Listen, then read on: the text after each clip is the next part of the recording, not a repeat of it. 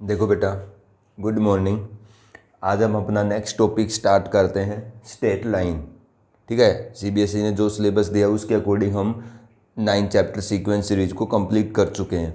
ठीक है, next topic हमारा क्या है, स्ट्रेट लाइन। पहले हम इसके कुछ बेसिक जो कंसेप्ट्स हैं उनको पढ़ते हैं। जो सबसे पहला तो पॉइंट इसके अंदर आता है, इस चैप्टर के अंदर, वो है बेटा इंक्लिनेशन।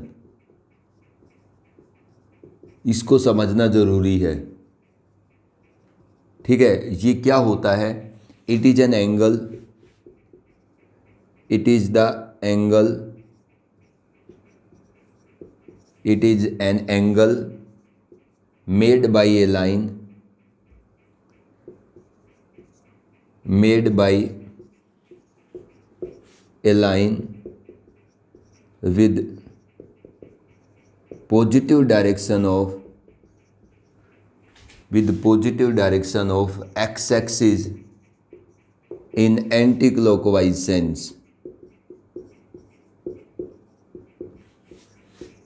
एंटी क्लॉकवाइज सेंस के अंदर जो कोई भी लाइन के द्वारा एक्स एक्सिस की पॉजिटिव डायरेक्शन के साथ बनाए गए एंगल को उस लाइन का इंक्लिनेशन कहते हैं। मतलब क्या है बेटा कि ये इंक्लिनेशन क्या होता है? एक ऐसा एंगल होता है जो कोई line positive direction of X axis के साथ बनाती है, लेकिन एंटी क्लॉकवाइज सेंस में। एंटी क्लॉकवाइज सेंस कौन सी होती है? ये हमारी एंटी क्लॉकवाइज सेंस होती है।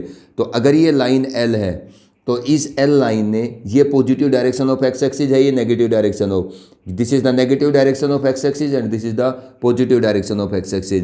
तो positive direction of X axis के साथ अगर ये लाइन ये एंगल थीटा बनाती है, किस डायरेक्शन में? एंटी क्लॉकवाइज डायरेक्शन के अंदर, तो this theta is known as the inclination of this line. आप यूँ कह सकते हैं कि this line is inclined with an angle theta with positive direction of X axis. ठीक है, तो किसी भी लाइन का इंक्लिनेशन क्या होता है? उस लाइन ने positive direction of X axis के साथ एंटी क्लॉकवाइज डायरेक्शन में जो भी थीटा एंगल बनाया है वो उसका क्या बोला जाता है? इंक्लिनेशन। अब किसी भी लाइन का जो इंक्लिनेशन होता है थीटा, वो किस इंटरवल में बिलोंग करता है? 0 से पाई के अंदर। आपको याद रखना है ये बात कि किसी लाइन का जो इंक्लिनेशन होता है वो उसकी रेंज क्या होती है? 0 to पाई। मतलब किसी लाइन का minimum inclination positive direction of X axis के साथ 0 हो सकता है, मैक्सिमम इंक्लिनेशन कितना हो सकता है? पाई हो सकता है। क्यों हो सकता है? अब इस कंसेप्ट को समझते हैं कि किसी लाइन का इंक्लिनेशन मिनिमम 0 और मैक्सिमम पाई कैसे हो सकता है? मैक्सिमम पाई क्यों होता है? देखो, ये कोई भी आपके, ये तो क्या है? एक्स एक्सिस है। ये कोई भी लाइन है आपकी, ठीक है, क्या है ये? ए, मैं लाइन लेता हूँ ए बी। तो ए बी लाइन स्टार्टिंग में क्या करती है? ए बी लाइन इसी एक्स एक्सिस के साथ कोइंसाइड करती है। मतलब इसी एक्स एक्सिस के साथ क्या कर रही है? कोइंसाइड। जब ये इसी एक्स एक्सिस के साथ कोइंसाइड कर रही है तो इस लाइन ने positive direction of X axis के साथ यहाँ जो एंगल बनाया थीटा वो कितना है? 0 डिग्री। सही बात है। दूसरी सिचुएशन बनाता हूँ कि जब यही आपकी एक्स एक्सिस की नेगेटिव डायरेक्शन है, ये पॉजिटिव डायरेक्शन है। अब ये जो आपकी ए बी लाइन है, ये ए पॉइंट है, ये बी है, ये लाइन है, ये positive direction of X axis के साथ यहाँ कितना एंगल बनाती है? थीटा। ठीक है। तीसरे केस में क्या करते हैं हम? जब आपके पास ये माइनस एक्स एक्सिस, ये प्लस एक्स एक्सिस, अब ये positive direction of X axis के साथ क्या हो जाती है? बिल्कुल टर्न हो जाती है। यहाँ पर एंगल 0 है जब आपका यहाँ कौन है? ए पॉइंट, और यहाँ कौन है? B point. और जब मैंने इसको टर्न किया, ये सिचुएशन ए है, ये सिचुएशन बी है, तो टर्न करेंगे तो ये ऊपर की तरफ उठ जाएगी, तो ये थीटा एंगल बनाएगी। अगर इसको बिल्कुल घुमा देंगे, इसके बाद इसको टर्न कर देंगे, तो एक ऐसी स्थिति आएगी जब इसको ऐसे आप क्या करते रहेंगे? पहले तो आपकी A B line X axis के साथ कोइंसाइड कर रही है, यहाँ पर क्या कर रहे हैं? A B line theta angle के साथ इंक्लाइंड है positive direction of X axis के साथ। उसके बाद अगर हम इसको घुमाते रहेंगे तो एक ऐसी स्थिति आएगी जिस स्थिति पर ए कहाँ जाएगा? इस पॉइंट पर, और फिर आपका बी कहाँ हो जाएगा? इस पॉइंट पर। तो जब ये आपके पास इनिशियल स्टेज है, उसके बाद जब ये घूमना स्टार्ट करेगी तो मान लेते हैं किसी थीटा एंगल पर घूम गई, उसके बाद अगर ये घूमती घूमती एक ऐसी स्थिति आएगी जिस टाइम पर ये ए कहाँ जाएगा? इस एक्स एक्सिस की नेगेटिव डायरेक्शन वाले के पॉइंट के पास। और ये जो आपका बी है ये कहाँ चला जाएगा? एक्स एक्सिस की पॉजिटिव डायरेक्शन के साथ, मतलब ये लाइन उसी स्थिति में दोबारा आ जाएगी। यहाँ पर इसका इंक्लिनेशन कितना होगा positive direction of X axis के साथ एंटी क्लॉकवाइज डायरेक्शन में 180 डिग्री। अगर मैं इस सी सिचुएशन के बाद इसको क्या करता हूँ, टर्न करता हूँ, अगर इस सिचुएशन के बाद मैं दोबारा इसको टर्न करता हूँ, तो अब बेटा ये जब टर्न करेगी सेंटर पॉइंट के कोरस्पोंडिंग, तो आपका ये ए पॉइंट नीचे की तरफ जाएगा और जितना नीचे जाएगा उतना ही बी पॉइंट यहाँ से आपका ऊपर उठ जाएगा। मतलब अगर इस स्थिति के बाद आपने दोबारा टर्न किया तो बी यहाँ हो जाएगा, ए यहाँ हो जाएगा। अब ये लाइन वही एंगल थीटा दोबारा बनाने स्टार्ट कर देगी, ठीक है। तो वही थीटा एंगल आ गया ना, तो जितनी अब ये घूमती रहेगी यही एंगल दोबारा बनेंगे। इसका मतलब मिनिमम एंगल कितना होगा, मिनिमम कितना है 0 और मैक्सिमम कितना है 180। मिनिमम 0 जब ये कोइंसाइड करती है पॉजिटिव डायरेक्शन मतलब एक्स एक्सिस के साथ, और थीटा एंगल पर इंक्लाइंड है जब थीटा, और जब ये टर्न कर जाते हैं 180 डिग्री तब मैक्सिमम 180। इसके बाद अगर हम इसको टर्न करते हैं तो वही थीटा एंगल आपके दोबारा बनना स्टार्ट हो जाएगा, क्योंकि ये ए पॉइंट से जैसे ही नीचे करोगे तो इधर से उठ जाएगी, तो positive direction of X axis के साथ इंक्लिनेशन थीटा यहाँ बनेगा। तो इसका मतलब किसी लाइन का जो इंक्लिनेशन होता है वो मिनिमम 0 होता है और मैक्सिमम 180 होता है। उसके बाद टर्न करते ही आपकी ये तो लाइन ही ना है, दोबारा आपका वही थीटा एंगल क्रिएट होने स्टार्ट हो जाएंगे। अब इसको हम घुमाएंगे तो यूँ घुमाते रहिए, वही एंगल आपके दोबारा आते रहेंगे 0 से लेकर 180 डिग्री तक। तो इस कंसेप्ट को आपको दिमाग में रखना है कि किसी लाइन का इंक्लिनेशन का मतलब है उस लाइन का positive direction of X axis के साथ एंटी क्लॉकवाइज सेंस में बनाया गया एंगल। अब नेक्स्ट देखिएगा, नेक्स्ट हमारा जो कंसेप्ट है वो क्या है, स्लोप ऑफ ए लाइन। किसी लाइन का स्लोप क्या होता है, ये हमारा दूसरा इसकी टर्म है स्ट्रेट लाइन के अंदर। स्लोप क्या होता है, it is the tangent of the angle, it is the tangent of the angle, it is the tangent of the angle made by a line, made by a line, it is the tangent of the angle made by the line with positive direction of x axis, with positive direction of x axis in anti clockwise sense। मतलब यूं कहिए उस line का inclination, ठीक है ना, क्योंकि किसी भी लाइन का positive direction of X axis के साथ एंटी क्लॉकवाइज सेंस में बनाया गया जो एंगल होता है वो उस लाइन का इंक्लिनेशन कहलाता है। अब ये क्या होता है स्लोप, अगर ये आपके माइनस एक्स एक्सिस या प्लस एक्स एक्सिस, किसी भी लाइन ने positive direction of X axis के साथ अपने इंटरसेक्शन पॉइंट के कोरस्पोंडिंग जो एंटी क्लॉकवाइज डायरेक्शन में एंगल बना है वो उसका इंक्लिनेशन कहला होता है। तो स्लोप क्या होता है, it is the tangent of the angle made by the line with positive direction of X axis in the anti clockwise sense. मतलब जो लाइन का positive direction of X axis के साथ एंटी क्लॉकवाइज सेंस में बनाया गया angle है, उस एंगल का जो टेंजेंट होता है तो वो उस लाइन का क्या कहलाता है, slope, which is represented by m. किसी भी लाइन के स्लोप को हम किससे रिप्रेजेंट करते हैं, एम से, स्मॉल एम से। तो tangent of the angle made by a line with positive X axis in the anti clockwise sense is known as the slope of the line. This m represent the slope of the line. ये m क्या represent करता है, slope को represent करता है। तो किसी भी लाइन का जो स्लोप होता है वो क्या होता है, tangent of the angle made by the line with positive X axis in the anti clockwise sense is known as the slope of the line. अब नेक्स्ट कंसेप्ट देखिएगा, ये 2 पॉइंट आपने ध्यान रखना है कि if theta is equal to 0 degree, अगर आपकी लाइन का जो इंक्लिनेशन है, मतलब आपकी लाइन ने जो पॉजिटिव एक्स एक्सिस के साथ एंटी क्लॉकवाइज डायरेक्शन में एंगल बनाया वो 0 डिग्री है, this implies that m is equal to tangent of 0 degree. मतलब उस लाइन का स्लोप क्या होगा, 0। जिस लाइन का इंक्लिनेशन 0 है उस लाइन का स्लोप कितना आएगा, 0। And if theta is equal to π/2 मतलब 90 डिग्री, अगर थीटा कितना होता है आपका 90 डिग्री होता है तो एम कितना होगा, टेंजेंट ऑफ द 90 डिग्री। तो इसका मतलब अनडिफाइंड। तो एक लाइन अगर 0 डिग्री एंगल बनाती है तो उस लाइन का स्लोप 0 होता है। और अगर कोई लाइन का इंक्लिनेशन, मैं सिर्फ यहाँ पर ये स्लोप किसका कैलकुलेट होता है, इंक्लिनेशन एंगल का, तो थीटा अगर 90 है तो फिर आपकी लाइन का स्लोप क्या होगा, अनडिफाइंड होगा। तो जब कोई line positive direction of X axis के साथ जो एंटी क्लॉकवाइज डायरेक्शन में एंगल बना रही है वो एंगल 0 है, तो उस लाइन का स्लोप बेटा 0 होगा। और अगर किसी लाइन का positive direction of X axis के साथ बनाया गया एंगल 90 डिग्री है तो फिर उस लाइन का स्लोप क्या होगा, इन्फिनिटी होगा। मतलब अगर किसी लाइन का positive direction of X axis के साथ बनाया गया एंगल 0 डिग्री है, ठीक है, तो उस लाइन का स्लोप 0 होगा। और अगर किसी लाइन का positive direction of X axis के साथ एंटी क्लॉकवाइज डायरेक्शन में बनाया गया एंगल 90 है तो फिर उस लाइन का स्लोप अनडिफाइंड होगा। अब एक बात बताइए आप, किसी भी लाइन का positive direction of X axis के साथ बनाया गया एंगल अगर 0 है तो उसका स्लोप 0 होगा। तो वो कौन लाइंस होंगी, ठीक है, जिनका positive direction of X axis के साथ बनाया गया एंगल एंटी क्लॉकवाइज सेंस में 0 डिग्री होगा, जो लाइन एक्स एक्सिस के पैरेलल होंगी। क्योंकि जो भी लाइन, ये आपके पास क्या है, एक्स एक्सिस है, ठीक है, इस लाइन के जितनी भी लाइन पैरेलल हैं, जो लाइन एक्स एक्सिस के पैरेलल हैं, इन सभी लाइन का positive direction of X axis के साथ एंटी क्लॉकवाइज सेंस में बनाया गया एंगल क्या होगा, 0। जो लाइन एक्स एक्सिस के पैरेलल होंगी इनका positive direction of X axis के साथ बनाया गया एंगल, कितना एंगल बना रही है ये जो भी लाइन है ये इस positive direction of X axis के साथ एंटी क्लॉकवाइज डायरेक्शन में कितना एंगल बना रही है, 0। इसका मतलब हॉरिजॉन्टल लाइन जो होती है उनका स्लोप 0 होता है।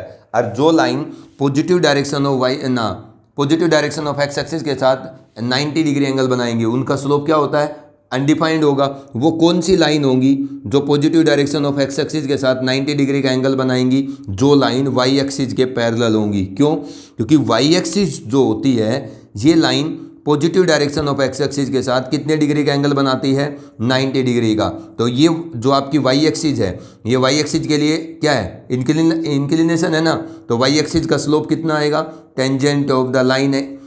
किसी भी लाइन का स्लोप, जैसे ये वाई एक्सिस है, इसका स्लोप क्या होगा, tangent of the angle made by the Y axis with positive direction of X axis in the anti clockwise sense. तो वाई एक्सिस जो होती है वो positive direction of X axis के साथ एंटी क्लॉकवाइज सेंस में 90 डिग्री का angle बनाती है। तो वाई एक्सिस का स्लोप क्या होता है, इन्फिनिटी होता है। तो जो भी लाइन वाई एक्सिस के पैरेलल होंगी, जो भी लाइन क्या होंगी, वाई एक्सिस के पैरेलल होंगी, इन सभी लाइन का positive direction of X axis के साथ जो एंगल होगा वो कितना डिग्री होगा, 90 डिग्री होगा एंटी क्लॉकवाइज सेंस में। इसका मतलब horizontal line slope of the lines parallel to x axis, slope of the lines parallel to x axis, उन लाइंस का जो स्लोप जो एक्स एक्सिस के पैरेलल होती हैं, ठीक है, इज 0। वो क्या होता है, वो 0 होता है। And slope of the lines parallel to Y axis, उन लाइन का स्लोप जो वाई एक्सिस के पैरेलल होती है इज अनडिफाइंड। वो क्या होता है, नॉट डिफाइंड होता है। अपने दोनों पॉइंट को याद रखना है। तो उन लाइन का स्लोप जो एक्स एक्सिस के पैरेलल होती है, मतलब जो हॉरिजॉन्टल लाइंस होती हैं, उनका स्लोप 0 होता है। और जो लाइन वाई एक्सिस के पैरेलल होती है उन सभी लाइन का स्लोप क्या होता है, अनडिफाइंड होता है। और स्लोप किसको कहते हैं, tangent of the angle made by the line with positive direction of X axis in the anti clockwise sense is known as the slope of the line. अब देखो हम क्या कंसेप्ट पढ़ते हैं।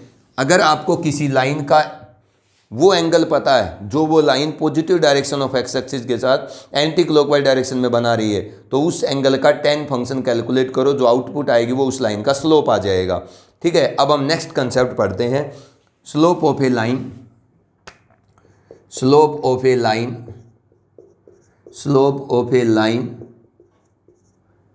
Through point A having x1 y1 and point B having the coordinate x2 y2। अब एक ऐसी line का स्लोप कैलकुलेट करना पड़ेंगे हम जो लाइन 2 पॉइंट से गो थ्रू होती है, मतलब जो 2 पॉइंट से पास करती है। ठीक है, अगर मान लीजिए हमें उस लाइन का positive direction of X axis के साथ एंटी क्लॉकवाइज डायरेक्शन में बनाया गया एंगल नहीं पता, हमें क्या पता है, उस लाइन पे 2 पासिंग पॉइंट पता है, तब भी हम उस लाइन का स्लोप कैलकुलेट कर सकते हैं। ठीक है, ये दूसरा तरीका है स्लोप कैलकुलेट करने का। कैसे, देखिए ये मेरे पास क्या है, negative direction of X axis, ये positive direction of X axis, ये क्या है, positive direction of Y axis, ये negative direction of Y axis. ये आपका ओरिजिन पॉइंट है, कार्टेशियन प्लेन है। मान लीजिएगा कोई लाइन है, ये positive direction of X axis के साथ जो एंगल बनाती है, ये तो नहीं पता इस एल लाइन का, हमें इस लाइन पे दो पासिंग पॉइंट पता है, ए पॉइंट है x1 y1, दूसरा पासिंग पॉइंट है इस लाइन का जिसके कोऑर्डिनेट है x2 y2। ठीक है, आपको इस लाइन का स्लोप चाहिए, किस लाइन का स्लोप चाहिए? एल लाइन का। तो इस एल लाइन ने positive direction of X axis के साथ जो एंगल बनाया है, ठीक है, वो एंगल नहीं पता, तो मान लेता हूं मैं वो एंगल कौन है? थीटा। यही हो इस लाइन का positive direction of X axis के साथ एंटी क्लॉकवाइज डायरेक्शन में बनाया गया एंगल यही होगा। यही इसका क्या करेगा, ये जो आपका थीटा है इसी से स्लोप निकलेगा। तो इस जो लाइन है आपकी जो 2 पॉइंट से पास कर रही है, इसका positive direction of X axis के साथ एंटी क्लॉकवाइज डायरेक्शन में बनाया गया एंगल कितना है? थीटा, जो हमें पता नहीं है, लेकिन ये कुछ ना कुछ तो एंगल बना रही है। अब इसका स्लोप कैसे कैलकुलेट करेंगे? इन दोनों पासिंग पॉइंट की मदद से। अगर ये थीटा ना पता हो, देखो आप यहाँ से नीचे परपेंडिकुलर डालिए, मान लीजिए पॉइंट एम है, यहाँ से भी परपेंडिकुलर डालिए। ये छोटे छोटे कंसेप्ट है बेटा, इनको क्लियर करेंगे आप। ठीक है, ये भी एन है, इस पॉइंट्स ए से इस लाइन पर परपेंडिकुलर ड्रॉप करो आप। ठीक है, जब आपने इस लाइन से नीचे इसके सामने वाली लाइन पर परपेंडिकुलर ड्रॉप किया तो मान लीजिए ये पॉइंट क्या है? टी। अब तुम मेरे को एक बात बताओ, ये लाइन एल जो एक्स एक्सिस के साथ एंगल बनाती है पॉजिटिव डायरेक्शन के साथ एंटी क्लॉकवाइज में थीटा है, तो ये जो लाइन है मेरी ए टी और ये एक्स एक्सिस, ए टी और एक्स एक्सिस दोनों लाइन पैरेलल हैं, तो अगर ये एंगल थीटा है तो इस राइट एंगल ट्राइंगल का ये एंगल कितना होगा? थीटा। अगर ये एंगल थीटा है मेरा, तो ये दोनों लाइन अगर ए टी और एक्स एक्सिस पैरेलल हैं तो ये थीटा है, तो ये भी कितना होगा? थीटा ही होगा। ठीक है, अगर ये थीटा होगा, देखो ये क्या कंसेप्ट है, अगर आपके पास ये लाइन पैरेलल है, ठीक है, ये दोनों लाइन पैरेलल है, तो ये अगर एक आपकी लाइन इसको दोनों को कट करती है तो ये एंगल दोनों क्या होंगे? बराबर। क्या है? कोरस्पॉन्डिंग पेयर है। अगर ये दोनों पैरेलल है तो ये दोनों एंगल क्या होंगे? सेम साइड में, दोनों लाइन से ऊपर ऊपर वाले या सेम साइड में। ये किसका काम कर रही है? ट्रांसवर्सल का काम करती है ना। तो सेम साइड में दोनों पैरेलल लाइन से ऊपर ऊपर वाले एंगल कोरस्पॉन्डिंग पेयर बराबर है। वैसे भी समझ सकते हो इस चीज़ को, अगर ये थीटा है तो ये भी थीटा है। अगर इस लाइन ने positive direction of X axis के साथ जो एंटी क्लॉकवाइज डायरेक्शन में एंगल बनाया है वो एंगल नहीं पता, तो आपको ये तो पता है ना कि वो कुछ ना कुछ तो एंगल बना रही है थीटा। ये भी थीटा है, तो ये भी थीटा है। अब इस थीटा का जो टेन आएगा जो आपको पता नहीं है, वही तो इस लाइन का स्लोप होगा ना एम। जो आपकी लाइन का positive direction of X axis के साथ एंटी क्लॉकवाइज डायरेक्शन में बनाया गया एंगल है, उसका टेन ही तो इस लाइन का स्लोप होगा। लेकिन मुझे इस टेन को कैलकुलेट करना है दूसरे तरीके से। अब इस लाइन का स्लोप तो होगा इस थीटा एंगल के टेन की आउटपुट ही, लेकिन मुझे इस थीटा एंगल का पता नहीं है जिससे ये टेन उस पर आउटपुट दे दे। तो मैं क्या करूँगा, मैं अपने क्वेश्चन से डायरेक्टली टेन थीटा को ही कैलकुलेट करूँगा। कैसे? देखो यही थीटा एंगल यहाँ भी बन रहा है, तो मैं यहाँ से क्या करता हूँ, इस थीटा एंगल का इस राइट एंगल ट्राइंगल में टेन कैलकुलेट कर देता हूँ। क्या आएगा? Perpendicular B T by base कोण ए टी। अब बताइए आप, टेन थीटा ऊपर वाली राइट एंगल ट्राइंगल, मतलब इसी थीटा, आपको इस थीटा का टेन चाहिए ना, इस लाइन का स्लोप निकालने के लिए इस थीटा का टेन चाहिए। मैं वो किसी और तरीके से निकाल रहा हूँ। टेन थीटा बी टी कौन होगा? ये डिस्टेंस। तो बी से लेकर यहाँ तक कितना है? बी पॉइंट का वाई कोऑर्डिनेट। अरे एन से लेकर टी तक कौन है? आपका ए पॉइंट का वाई कोऑर्डिनेट। तो this is y2 minus y1। तो ये कितना होगा फिर? x2 minus x1। तो base perpendicular y2 minus y1, base कितना है? x2 minus x1। ये क्या आ गया? ये टेन थीटा आ गया। इसका मतलब मेरी लाइन का स्लोप m किसके इक्वल था? टेन थीटा के इक्वल। मैंने उसको किसी दूसरे तरीके से कैलकुलेट कर दिया, x2 minus x1। This is the slope of this line L। ठीक है, तो अगर आपकी लाइन 2 पॉइंट से पास करती है तो आपकी लाइन का स्लोप होगा दोनों पासिंग पॉइंट के y कोऑर्डिनेट्स का difference divide by x coordinates का डिफरेंस। ये आपको क्लियर रखना है कि अगर कोई लाइन 2 पॉइंट से पास करती है तो उस लाइन का अगर आपको स्लोप कैलकुलेट करना है m, तो क्या होगा? वो दोनों पासिंग पॉइंट के y कोऑर्डिनेट्स का डिफरेंस बाई x कोऑर्डिनेट्स का difference, y2 minus y1 by x2 minus x1। आपको ये दिमाग में बैठा लेना है। ठीक है, अब देखो हम छोटे छोटे कंसेप्ट पढ़ रहे हैं। हमने पहले इंक्लिनेशन का पढ़ा, क्या मतलब है, फिर स्लोप का कंसेप्ट पढ़ा, स्लोप क्या होता है। ठीक है, और उसके बाद हमने अभी क्या पढ़ा है, अगर किसी लाइन का स्लोप निकालना हो कब? जब 2 पॉइंट से वो लाइन पास करती हो। अब नेक्स्ट कंसेप्ट देखिएगा, if 2 lines are parallel to each other. अगर 2 लाइन क्या होती है? Parallel to each other. 2 line क्या होती है? एक दूसरे के पैरेलल होती है। If the 2 lines are parallel to each other, क्या होगा? What happens if the 2 lines are parallel to each other? देखो ये हमारी कार्टेशियन प्लेन है, ठीक है, ये छोटे छोटे कंसेप्ट हैं, आपको क्लियर करने होंगे। ठीक है, अब देखो ये कोई एक्स एक्सिस है, ये वाई एक्सिस है, सब जानते हैं, माइनस वाई एक्सिस। दो लाइन है वो आपस में पैरेलल हैं। अब मान लो एक लाइन ये है और दूसरी लाइन ये है, ये दोनों की दोनों लाइन पैरेलल हैं। अब तुम कॉमन सेंस से बताओ, अगर ये दोनों लाइन पैरेलल हैं, ठीक है, L1 and L2, if these two lines are parallel then this angle inclination of the first line and inclination of the second line θ2, ये दोनों सेम होंगे। अगर ये दोनों लाइन पैरेलल हैं तो इसका मतलब दोनों के इंक्लिनेशन क्या होंगे, positive direction of X axis के साथ दोनों लाइन के एंटी क्लॉकवाइज डायरेक्शन में बनाए एंगल सेम होंगे। ठीक है, if the two lines are parallel then θ1 = θ2, तब ये दोनों एंगल क्या आएंगे, दोनों लाइन के मतलब दो लाइन पैरेलल है तो दोनों के इंक्लिनेशन सेम होंगे। अगर दोनों θ1 और θ2 बराबर हैं तो tan ऑफ θ1 भी किसके इक्वल आएगा, tan ऑफ θ2। अरे ये भी 30 और ये भी 30 है तो tan 30 बराबर होगा ना। तो अगर ये दोनों एंगल इक्वल हैं तो इनके tan की आउटपुट भी इक्वल होगी। इसका मतलब tan ऑफ θ1 मतलब पहली लाइन के इंक्लिनेशन का टेंजेंट फंक्शन क्या बताएगा, पहली लाइन का स्लोप, और दूसरी लाइन के इंक्लिनेशन के टेंजेंट फंक्शन की आउटपुट क्या बताएगी, दूसरी लाइन का slope. This implies that m1 = m2। तो अगर दो लाइन आपस में पैरेलल होती है तो उसका मतलब है दोनों लाइन के स्लोप क्या होंगे, इक्वल। अब नेक्स्ट कंसेप्ट पढ़ते हैं हम। If two lines are perpendicular to each other, अगर दो लाइन क्या होती हैं, परपेंडिकुलर टू ईच अदर, अगर दो लाइन आपस में क्या होंगी, परपेंडिकुलर, तब क्या होगा। अगर दो लाइन आपस में परपेंडिकुलर होती हैं बेटा तो देखो क्या होगा। मैं दो लाइन परपेंडिकुलर बनाता हूं, ये एक लाइन है, ठीक है, ये दूसरी लाइन है, और ये दोनों लाइन कैसा नेचर रखती हैं, परपेंडिकुलर का नेचर रखती हैं। मतलब यहाँ पर ये एंगल कितने डिग्री का है, 90 डिग्री का। ये जो आपकी फर्स्ट लाइन L1 है, दूसरी लाइन L2 है, तो इस L1 लाइन ने positive direction of X axis के साथ एंटी क्लॉकवाइज डायरेक्शन में जो एंगल बनाया वो θ1 है, और इस L2 लाइन ने positive direction of X axis के साथ एंटी क्लॉकवाइज डायरेक्शन में जो एंगल बनाया हुआ है वो θ2 है। अब मैं कंडीशन कैलकुलेट करता हूं कि दो लाइन अगर परपेंडिकुलर होंगी तो स्लोप की क्या कंडीशन होगी। देखो ये आपका 90 डिग्री एंगल है। क्या होता है बेटा कि किसी भी ट्रायंगल की प्रोड्यूस साइड के साथ एक्सटर्नल जो एंगल होता है ट्रायंगल का, वो उस ट्रायंगल के इंटीरियर अपोजिट एंगल के सम के इक्वल होता है। मतलब आप चाहिए हूँ देख लो, ये थीटा, ये 90, तो ये कितना बच गया, 90 डिग्री माइनस θ1, यही बचेगा ना। क्यों, क्योंकि एक ट्रायंगल के अंदर वाले तीनों एंगल का सम 180 होता है, तो ये θ1 है, ये 90 है, तो ये क्या बच गया, 90 माइनस θ1। अब तीनों का जोड़ 180 आ गया ना, सही है। अब ये टोटल एंगल कितना है आपका, 180 डिग्री। इसका मतलब 90 डिग्री माइनस θ1 = बेटा कितना है, प्लस θ2 = कितना है, लीनियर पेयर 180 डिग्री। तो यहाँ से θ2 की अगर मैं वैल्यू कैलकुलेट करता हूँ तो मुझे यहाँ से θ2 की वैल्यू क्या मिलेगी, 180 और 9 माइनस θ1, तो θ1 प्लस का हो जाएगा, और प्लस क्या बच जाएगा उधर, 90 डिग्री।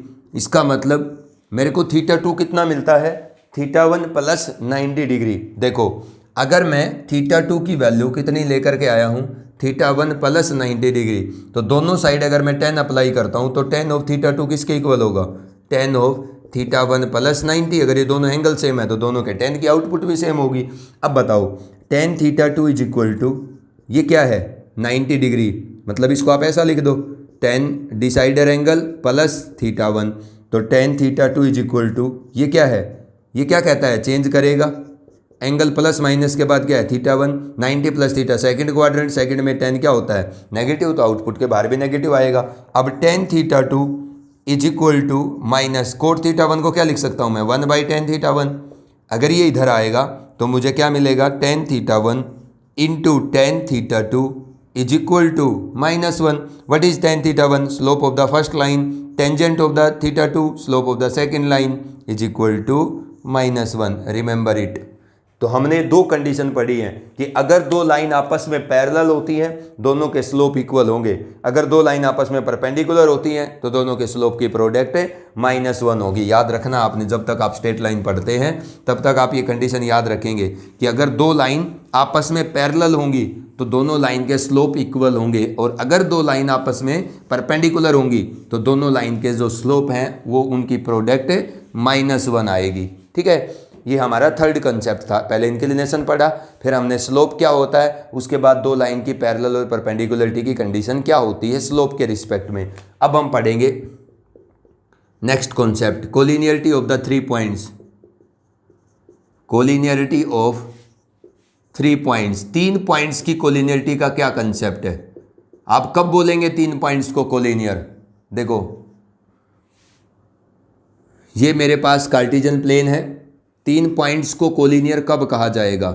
ये एक्स एक्सिस, ये प्लस वाई एक्सिस, ये minus X axis minus Y axis, 3 point को कोलिनियर कब बोलोगे? देखो, जैसे ये एक लाइन है, 3 पॉइंट कोलिनियर कब बोले जाते हैं? जब 3 पॉइंट एक स्ट्रेट लाइन पे लाई करते हैं तब वो 3 पॉइंट क्या कहलाते हैं? कोलिनियर। जब 3 पॉइंट एक स्ट्रेट लाइन पे लाई करेंगे तब उनको कोलिनियर कहोगे।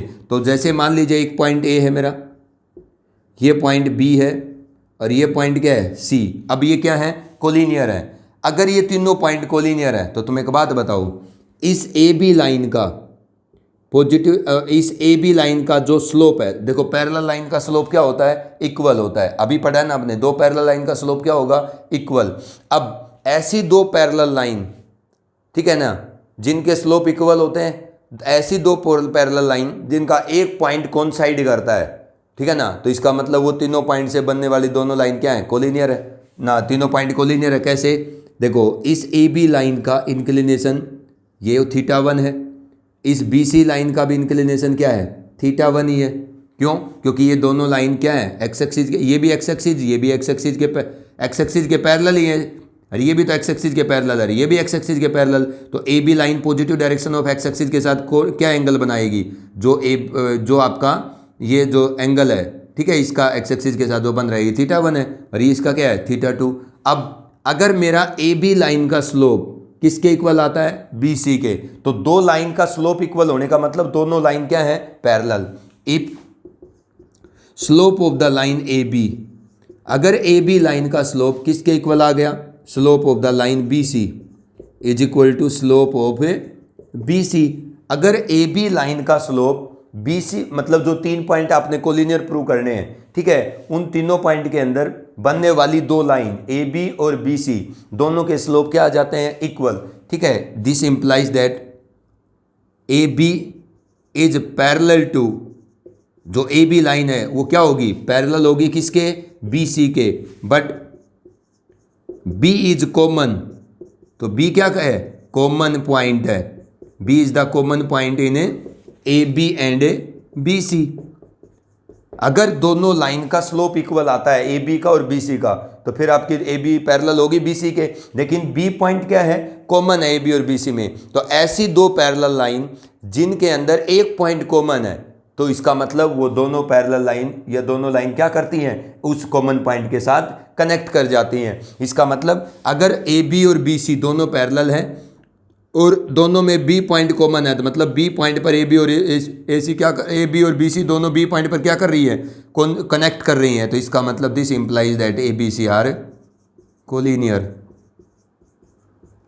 तो तीनों पॉइंट ए बी सी क्या होंगे? एक लाइन पे लाई करेंगे।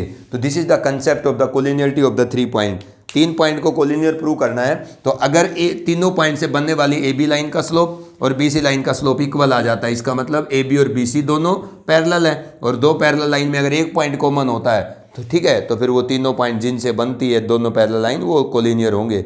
अब देखिएगा, मैं अलग अलग टाइप के क्वेश्चन करता हूँ आपके सामने। फर्स्ट क्वेश्चन, ये एक्सरसाइज 10.1 कर रहा हूँ मैं एलिमेंट्स की। व्हाट कैन यू से regarding the inclination of a line if it's slope is positive. अगर किसी लाइन का स्लोप ना, किसी लाइन का जो स्लोप है वो पॉजिटिव है, तो उसका इंक्लिनेशन कैसा है? देखो, किसी भी लाइन का जो इंक्लिनेशन होता है उसकी रेंज क्या होती है? 0 से लेकर 180 डिग्री तक, यही होती है ना। तो 0 से लेकर 180 डिग्री तक ठीक है, ये आपके किसी भी लाइन के इंक्लिनेशन की रेंज है। अगर किसी लाइन का इंक्लिनेशन पॉजिटिव है, इसका क्या मतलब है, मतलब किसी लाइन का अगर inclination, what you can say regarding slope, अगर किसी लाइन का स्लोप जो है वो कैसा है, पॉजिटिव है, इसका मतलब इंक्लिनेशन इज एक्यूट। अरे किसी लाइन का स्लोप पॉजिटिव है, इसका मतलब जो उस लाइन का इंक्लिनेशन है वो एक्यूट होगा ना। अरे स्लोप पॉजिटिव कब आएगा, m is equal to tan theta होता है स्लोप, जहाँ पर थीटा किस में बिलोंग करता है, 0 से 180 में। तो जब यहाँ पर थीटा की जगह इन एंगल्स में से 0 से 90 डिग्री तक के एंगल रखोगे, तब आपका टेन क्या आएगा, पॉजिटिव, क्योंकि फर्स्ट क्वाड्रेंट के अंदर क्या होता है, टेन पॉजिटिव होता है। जो एंगल फर्स्ट क्वाड्रेंट के होते हैं उन पे 10 पॉजिटिव होता है। तो फर्स्ट क्वाड्रेंट के इंक्लिनेशन पे 10 पॉजिटिव होने का मतलब फर्स्ट क्वाड्रेंट के एंगल पर स्लोप क्या आएगा, पॉजिटिव। फर्स्ट क्वाड्रेंट के एंगल का मतलब एक्यूट एंगल, तो एक्यूट एंगल पर आपके पास लाइन का स्लोप पॉजिटिव होगा। तो अगर लाइन का स्लोप पॉजिटिव है, इसका मतलब थीटा क्या है, एक्यूट है। थीटा एक्यूट होगा मतलब थीटा जब 90 से छोटा होगा तभी तो स्लोप मतलब 10 की आउटपुट क्या आएगी, पॉजिटिव। जिस एंगल पर 10 की आउटपुट पॉजिटिव आएगी उसी एंगल पर स्लोप पॉजिटिव आएगा। तो अगर स्लोप पॉजिटिव है तो इसका मतलब थीटा क्या है, 90 से छोटा है, मतलब फर्स्ट क्वाड्रेंट का एंगल है। ठीक है, अगर स्लोप नेगेटिव है किसी भी लाइन का, अगर स्लोप नेगेटिव है, इसका क्या मतलब है, स्लोप नेगेटिव का क्या मतलब बेटा, inclination is obtuse. Slope negative जब ही आएगा जब उस एंगल पर 10 की आउटपुट नेगेटिव आएगी। ठीक है, तो जिस थीटा पर 10 नेगेटिव होगा उस पर स्लोप नेगेटिव आएगा। किस थीटा पर 10 नेगेटिव होगा, ये जो हमारे पास थीटा है इनमें से किस पे नेगेटिव होगा, जो 90 से बड़े हैं, मतलब सेकंड क्वाड्रेंट के जो एंगल है उन पे 10 नेगेटिव होगा। और अगर थीटा आपका स्लोप 0 है, इसका मतलब इंक्लिनेशन भी क्या है, 0 है। सेकंड क्वेश्चन है, what is the slope of the line whose inclination is 45 degree. वो क्या कहता है कि एक लाइन है जिसका इंक्लिनेशन 45 डिग्री है, मतलब ये एल लाइन है, वो मान लीजिए जिसने positive direction of X axis के साथ एंटी क्लॉकवाइज डायरेक्शन में जो बनाया एंगल है वो कितना है, 45। यही होता है लाइन का इंक्लिनेशन। तो इस लाइन का अगर आपसे स्लोप पूछ रहा है तो कितना आएगा, 10 और 45, 10 45 कितना होता है, 1। तो 1 is the slope of this line. तो अगर किसी लाइन का आपको इंक्लिनेशन पता है तो उस इंक्लिनेशन के 10 फंक्शन की जो आउटपुट आएगी वो उस लाइन का स्लोप होगा। नेक्स्ट देखिएगा, अब find the inclination of a line whose slope is 1। देखो अब वो क्या पूछ रहा है कि एक लाइन का इंक्लिनेशन बताओ आप। अब ये लाइन है एल, इसका positive direction of X axis के साथ एंटी क्लॉकवाइज डायरेक्शन में बनाया गया जो एंगल है, जो इंक्लिनेशन है थीटा, वो बताइए जब इस लाइन का स्लोप आपको दिया हुआ है कितना, 1। अगर आपको इस लाइन का स्लोप दिया गया है, ठीक है, तो इस लाइन का ये थीटा कैसे कैलकुलेट करेंगे, इंक्लिनेशन एम क्या होता है किसी लाइन का slope, tan theta equal to 1। तो tan theta is equal to 1 बताओ 10 के किस एंगल की आउटपुट होती है, 0 से 180 तक, क्योंकि इंक्लिनेशन की रेंज क्या होती है, 0 से लेकर 180 डिग्री तक। तो इस रेंज के अंदर बताओ 10 अपनी आउटपुट 1 कहाँ देता है, 45 डिग्री पर। तो tan theta equal to 10 alpha, तो थीटा इज इक्वल टू 45। ये थीटा की रेंज किस में होती है, 0 से 180 में। तो अगर स्लोप 1 दिया है तो अब ये देखो ये 1 जो है ये 0 से 180 डिग्री तक जितने भी एंगल हैं उनमें से किस एंगल पर आउटपुट आती है, 1 10 की। ठीक है, जिस पे आते हैं उससे रिप्लेस करो दोनों side, tan theta is equal to 10 alpha को कंपेयर करोगे तो आपको इंक्लिनेशन मिल जाएगा। अब नेक्स्ट देखिए, find the slope of the line passing through the point 2 3 and 4 3। वो क्या कहता है कि एक लाइन है जो 2 पॉइंट से पास करती है, 7 -1 2 3, मतलब ये मान लीजिए लाइन है 7 -1 एंड 2 3। एक पॉइंट तो क्या है 7 -1 और दूसरा पॉइंट क्या है 2 3। इन 2 पॉइंट से जो ये एल लाइन पास कर रही है, इस लाइन का स्लोप बताओ। मैंने आपको क्या बताया था कि अगर कोई लाइन 2 पॉइंट से पास करती है तो उस लाइन का जो स्लोप होता है एम, वो क्या होता है, उस लाइन के दोनों पासिंग पॉइंट के वाई कोऑर्डिनेट्स का difference divide by x coordinates का डिफरेंस। तो वाई कोऑर्डिनेट्स का डिफरेंस कितना आएगा, 3 -1 +1 y2 -1 ना y2 -y1 बाई, इसको मान लीजिए y2, ये क्या है फिर x2, ये पॉइंट क्या है, पहले पासिंग पॉइंट के कोऑर्डिनेट x1, ये y1। तो y2 -y1 कितना होगा, 3 -1 4, x2 -x1 2 -7। तो m is equal to 4 by -5। ये आपके पास लाइन का क्या आ गया, स्लोप। तो अगर कोई लाइन 2 पॉइंट से पास करती है तो उस लाइन का स्लोप क्या होगा, y2 - y1 by x2 - x1। तो इस तरीके से हम दो लाइन का स्लोप कैलकुलेट कर सकते हैं जब हमें उसका इंक्लिनेशन पता है या फिर उस लाइन के दो पासिंग पॉइंट पता है। ठीक है, अब नेक्स्ट देखिएगा। अब वो देखो 6th क्वेश्चन को देखो, find the slope of a line perpendicular to the line joining the point. देखो इसी एक्सरसाइज का ये 6th क्वेश्चन है। वो क्या कहता है, find the slope of the line, find the slope of the line which is perpendicular to the line, which is perpendicular to the line joining, which is perpendicular to the line joining the points 6, 4 and 2, 12, line joining the points A 6, 4 and B 2, 12। अब देखो ये सही question है। वो आपसे क्या पूछ रहा है कि आप उस लाइन का स्लोप बताओ जो परपेंडिकुलर है एक ऐसी लाइन के जो इन दो पॉइंट के ज्वाइन करने से बनती है। मतलब इन दो पॉइंट को ज्वाइन करने से जो लाइन बन रही है ना, उसके ऊपर आपकी लाइन परपेंडिकुलर है, तो आप अपनी लाइन का स्लोप बताओ। मतलब मान लीजिएगा कि ये ए बी लाइन है, ए पॉइंट के कोऑर्डिनेट है 6, 4, बी पॉइंट के कोऑर्डिनेट है 2, 12। इस लाइन पर जो लाइन परपेंडिकुलर है, अभी जिस लाइन का वो स्लोप पूछ रहा है वो लाइन क्या बोली है उसने, इस दो पॉइंट से ज्वाइन करने वाली लाइन पर परपेंडिकुलर है। तो मान लीजिए ये मेरी वो लाइन L है। अब मेरी L लाइन परपेंडिकुलर, इसका मतलब मेरी L लाइन इस A और B से ज्वाइन करने वाली लाइन के साथ कितने डिग्री का एंगल बनाती है, 90। उसने क्या कहा है, find the slope of a line which is perpendicular to the line joining these two point. मतलब इन दोनों पॉइंट को ज्वाइन करने से जो लाइन बन रही है उस पे जो लाइन परपेंडिकुलर है उस L लाइन का स्लोप बताओ। कैसे कैलकुलेट करेंगे, अभी हमने पढ़ा है कि अगर किसी लाइन के पैरेलल लाइन है उसका स्लोप निकालना है या किसी लाइन के परपेंडिकुलर लाइन है उसका स्लोप निकालना है, तो दोनों की कंडीशन यूज करेंगे। अगर दो लाइन आपस में पैरेलल होती हैं तो क्या होगा, दोनों के स्लोप इक्वल होंगे। और अगर दो लाइन आपस में परपेंडिकुलर होती हैं तो दोनों के स्लोप की प्रोडक्ट क्या होगी, -1। तो दो पैरेलल लाइन में अगर एक लाइन का स्लोप पता है दूसरे का भी वही होगा। दो परपेंडिकुलर लाइन में एक लाइन का स्लोप पता है तो दूसरे का क्या आएगा, m2 -1/m1। तो देखो इस आपके पास ये जो लाइन है ना, दो पॉइंट के ज्वाइन करने से बनी है। पहले आप अपनी लाइन का स्लोप निकालो, नीचे वाली का। मैं अपनी लाइन का जो स्लोप निकाल रहा हूँ उसको m1 मान लेता हूँ, और जो जिस पे हमारी लाइन परपेंडिकुलर है उसका स्लोप मैं m2 मान लेता हूँ। अगर ये दोनों लाइन ए बी और L परपेंडिकुलर है तो दोनों के स्लोप की प्रोडक्ट -1 होगी।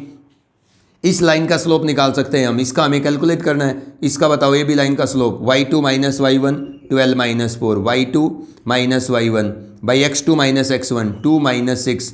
तो what is the slope of the line A B, 8 by -4, 4 2 जा 8। तो आपके पास आपकी जो इस लाइन का स्लोप है वो कितना आ गया, -2। अब ये दोनों लाइन का स्लोप का प्रोडक्ट कितना होगा, -1 होगा। तो मेरा स्लोप हमने m1 मान रखा है, और ये लाइन L जिस पे परपेंडिकुलर है उसका स्लोप कितना है, -2 है, दैट इज इक्वल टू -1। इस इक्वेशन से मुझे अपनी लाइन का स्लोप मिलेगा कितना, 1/2। तो अगर कोई ऐसी लाइन है जो गिवन लाइन पे परपेंडिकुलर है तो हम दोनों के स्लोप की प्रोडक्ट -1 करके एक के स्लोप से दूसरे के स्लोप कैलकुलेट कर सकते हैं। तो अगर दो पैरेलल लाइन है, एक का स्लोप पता है तो दूसरा पता हो चल जाएगा। अगर दो लाइन परपेंडिकुलर हैं उनमें से एक का स्लोप पता है तो दूसरे का पता चल जाएगा, उसकी कंडीशन यूज करके। ठीक है, अब वो कहता है कि show that the point 2, 3, 1, 4 and -3, 8। ठीक है, नेक्स्ट क्वेश्चन है ये आपका जो क्वेश्चन है ये बेटा क्वेश्चन नंबर 7 है। शो दैट द पॉइंट्स, क्या कहता है वो, शो दैट द पॉइंट्स, आप ये शो करिए कि ये जो पॉइंट्स हैं कैपिटल ए जिसके कोऑर्डिनेट है 2, 3, 1, 4 एंड -3, 8, 2, 3, B 1, 8,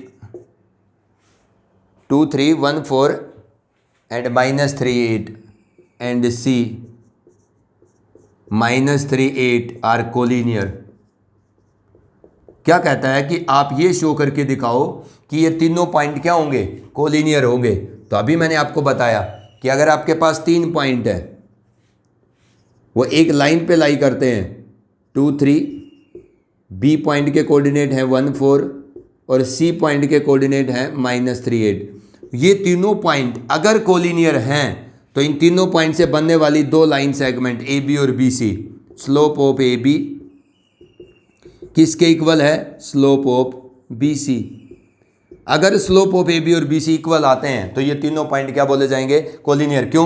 क्योंकि स्लोप ऑफ ए बी और स्लोप ऑफ बी सी आ गए इक्वल। इसका मतलब दो लाइन के स्लोप अगर इक्वल आ गए तो दोनों पैरेलल होगी, और ऐसी दो पैरेलल लाइन जिसमें एक पॉइंट कॉमन है तो उसको उस पॉइंट पर वो कनेक्ट हो गई, तो इसका मतलब तीनों पॉइंट एक लाइन पे आ गए ना। अगर slope of A B B C के इक्वल आ गया तो ये तीनों पॉइंट कोलिनियर होंगे। ए बी का स्लोप क्या होगा? y2 minus y1 4 minus 3 by x2 minus x1। Slope of B C कितना आएगा? y2 minus y1 B C, y2 minus y1 by x2 minus x1 कितना आएगा? ये -1।